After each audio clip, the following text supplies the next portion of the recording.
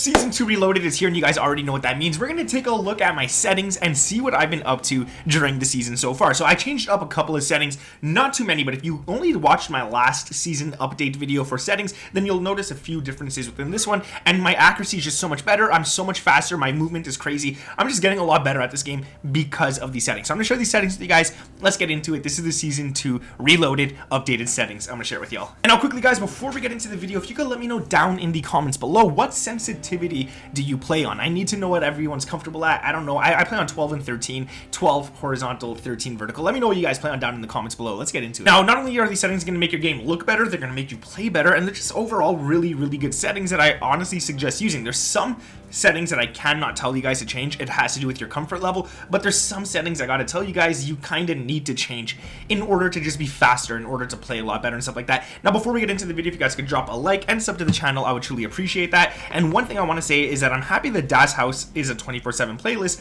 but I would have preferred a house party playlist where you get Das House, Shoot House, Stash House. That would have been cool. Like, I'm sorry, I just think that would have been a pretty cool playlist. But anyways, yeah, let's get into my settings here. I want to go into it quickly, and the first thing we're going to go into is graphics, because I just want to show you guys something. Now, display and quality, I'm not sure if you guys actually get these. I know render resolution you might. If you're on console, I don't know if you get all of these, but view for sure, I'm sure you guys are getting. So field of view, I put it to 105. I used to play like only 120, strictly 120, but then I realized I was sacrificing a lot, and it just wasn't that easy to get those long shots and stuff. So 105 is actually really good. I get really fast FPS.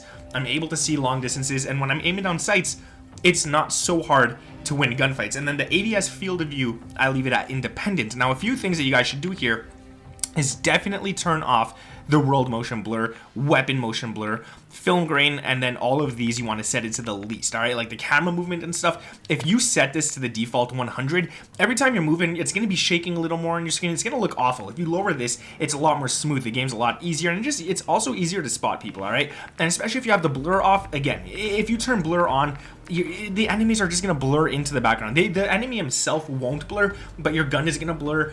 The background is going to blur. It's just going to be so hard to see people. It's not worth having on. So that, I always say right there, you definitely want to have it off. Now, in display, I'm just going to show you guys one thing here. Go to your brightness. And I say this all the time, and it's really important because I keep watching TikTok videos and stuff, and people just have their brightness set to 100, and then when they're playing the game, the game looks white. The game looks awful, all right? Put this down.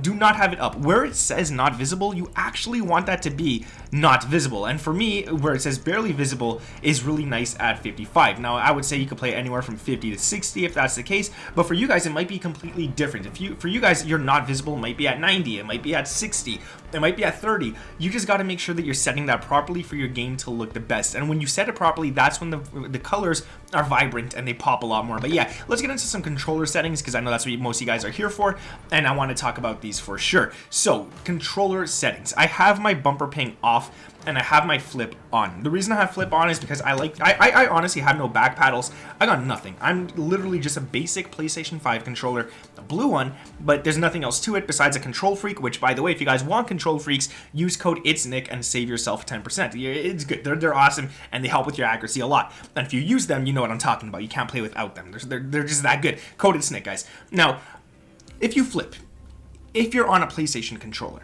that's when I would suggest to flip. If you're on an Xbox controller, the way the Xbox controller is built, you don't want to flip it because it's more comfortable to hold the bottom triggers. Now, if you're on a PlayStation controller, you just, at least for me, I feel like it's just easier to use L1 and R1. It might take some time to get used to if you're not used to it, but they're also faster triggers. The second you touch them, it happens in game, all right? These ones down here, you got to like kind of push it and stuff a little deeper, and especially if you have your haptics on and stuff, where the trigger feedback and stuff where you're shooting and stuff. I don't like it, all right? So I put it on these here, and I just feel like it's a lot better. Just milliseconds faster, but it is a lot better. And then I got my controller vibration completely off. I don't want this vibrating while I'm in a gunfight.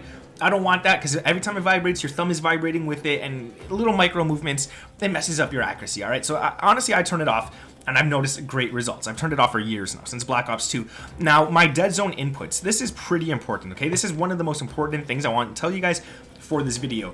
We're going to talk about this quickly, but there's other settings that you have to change, as well as these ones, if you want the fastest movement possible in the game. So, you want to put your left stick minimum to 0. Even if you have stick drift, you want to put it all the way down to 0. The second you touch that stick, you want to be sprinting, all right? You don't want to do anything else. You just want to be sprinting the second you touch that stick. Your left stick max should be 40, and this is going to help you guys out as being really, really quick and stuff. And also, this helps with rotational aim assist too. So if you're aiming down sights, I used to tell you guys, and listen carefully here because this has changed and I've noticed a big difference. I used to tell you guys when you're aiming down sights, rotational aim assist is the most important thing in the game. You want to focus on strafing left and right when in a gunfight, because not only does it make you a harder target to hit, it also activates the rotational aim assist, and that is stronger than actual aim assist. But from what I've been testing, you want to do that still. You don't want to change that. You want rotational aim assist, but you want to use your right stick as well to do micro adjustments when in gunfights. It's going to help you guys out a lot more. The accuracy is just stickier. The aim assist is just stickier. Then it's going to look like you have aimbot, in all honesty. Some people always ask me, you have aimbot. No, dude, I don't. I play with aim assist. It does the work for you. If you know how to use aim assist to your advantage, it's going to work for you. So trust me, use both sticks when you're in a gunfight, and the aim assist is just going to be a lot stronger. So do that for sure. Now, right stick minimum, if you have stick drift or anything, set this higher, obviously. I have it to 5, and then I have my max to 100. This one here doesn't really matter. Set it to whatever you're comfortable at. If you like it lower, go ahead and put it lower. But honestly, it's the left stick that you want to have at 0 and 40, and that's going to make you really, really quick. But like I said, there's a few other settings that we're going to get into in a second or on the next page that are going to help you guys out a lot better. And then, yeah, that's pretty much it for the dead zones, and that's pretty much it for the controller settings right here. But we're going to go into more of them. We're going to skip over the aiming at the moment. We're going to come right back to it. But I want to go to the gameplay, and this goes with the dead zones that you just changed. That's why I want to talk about it quickly. So automatic tactical sprint, that's what you want to have on, all right? You want to definitely have that on. So the second you touch that left stick, you're in sprint. You're not running. You're not doing that little jog before. You're automatically in sprint, which is going to help you be faster. And then slide maintain sprint, you want to turn this on as well. So every time you slide, the second you stop your slide, you're back into sprint, which is great. You don't have to stop sliding, stand up, and then jog and sprint again. You're sprinting, you're sliding, you're sprinting. It's really, really fast. Like the motion, you go, you slide, you sprint right away. Rather than you go, you slide, you stand up, you jog, and then sprint. It's a lot quicker. I don't know if I'm explaining it right, but you definitely want to have those set as well as the dead zones. And it's just going to make you so much faster in this game. A lot of people have come back to me and thanked me for telling them about this. It's good, all right? Now, auto move forward, I turn that off. I don't want to just automatically move forward in the game. I want to control when I actually go forward, and it's just not worth having on. Now, tactical sprint behavior doesn't really matter because we already put it on to automatic tactical sprint. So this right here, you could set to literally anything, and it won't change in game. And then grounded mantle on automatic airborne mantle, I turn this off. I don't know about you guys, but there used to be some gunfights that I would get into, and if I jumped up and there was an object behind me, I would just automatically mantle that object, and I wouldn't be ADSing anymore. I'll be stuck in a hip fire, or I'll jump out a window. I'll try to jump out a window in a gunfight or something, and I'll just mantle it instead, so I'm stuck in hip fire again. It's just annoying. I don't want that on. I want to activate my own mantle because in gunfights, it would just mess me up so many times. So I turn that off for sure. And then tap to slide. Yeah, sure, whatever. I like it. You just tap it really quick. You don't have to hold it. It's just really, really quick. And you can set it to slide only. You can set it to dive only. Don't set it to dive only. But I have tap to slide. And I still want to be able to dive, so I'm not going to put it to slide only. If you want to make sure that you never dive by mistake and you want to be automatically faster than anyone else in the game, put it to slide only. But I'll be honest with you guys, I like to dive sometimes. Now, plunging underwater, you could do it free, you could do a trigger. I like to trigger it. I don't like to just go straight down. But all that doesn't matter for multiplayer, especially if you're playing multiplayer and stuff and you don't care about Warzone too much. It's pretty much what it is. Now, you guys could take these settings right here. I'm going to go down slowly and just stop it. And you guys could go ahead and pause right here. I'm not going to talk about each one of these individually. I feel like these are more, it's more or less just really simple stuff that you guys could go ahead and change. And then I'll go down here and show you guys the rest of them, which is right here. You guys could, again, pause the screen. Take a screenshot of this if you need. Go change your settings, and that's pretty much it. And then this is it for this page. But like I said, I want to go back to the aiming here, and this is another important one that I got to talk about. All right, so we got sensitivity. This sensitivity is all up to you. I'm not going to tell you set it to 12, set it to 13, but I will say actually if you put the vertical higher than the horizontal, your aim is just a little better. I don't know what it is. It might just be placebo. Did I say bleeby? It might just be placebo, but I just find it so much better. So you can set this to like 6 and then this to like 9 or sorry, 7, and then you can set this to 8 or 9 or 12, 13 like I have. You can set it to whatever you want. Honestly, if you're comfortable lower, put it lower. If you're comfortable higher, put it higher. If you're like me, you like it in the middle, it's good. This is basically hip fire, and if you need to turn on people quickly and stuff, if you put it too low, you're going to turn on them a lot slower. So if they start shooting you from the back, they'll be able to drop you before you can turn around. If you have it at 12, you'll be pretty quick, but you have to be better at accuracy. Like, you have to be able to control your accuracy before you ADS and stuff. It's just all personal preference, all right? Now, sensitivity multiplier, vertical aim axis, all that, I don't really talk about that too much. Aim response curve type, you guys can set it to what you like. I'm currently on linear. I like it. It just, for me, feels good. I'm not going to tell you guys to go ahead and change that or anything. Just keep it to what you like. But this right here, the custom sensitivity per zoom is very important, okay?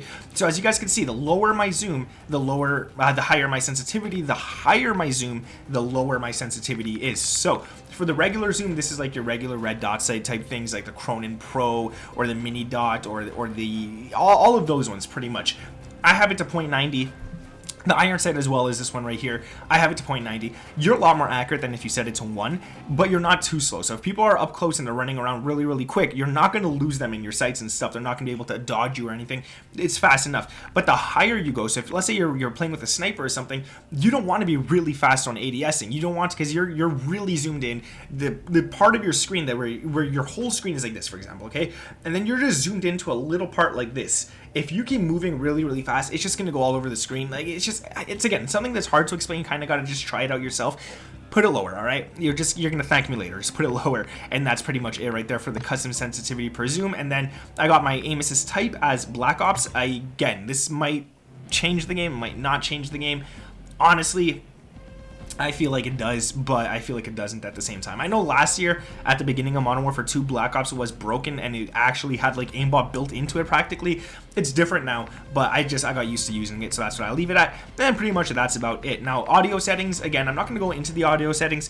It hasn't changed. If you guys like my audio settings from all my other videos, it's literally the same in every single video, so I don't change those. But some of these I did change, and I feel like you guys should go ahead and change them as well. If you did enjoy the video, make sure to drop a like. Let me know down in the comments below, what sensitivity do you play on, guys? Because I'm actually curious. I never tell people what sensitivity they should play on, but I want to know what sensitivity you guys actually do play on. Thank you guys for watching. Sub to the channel if you're new around here with those notifications turned on, and I'll catch you guys in the next one. Peace.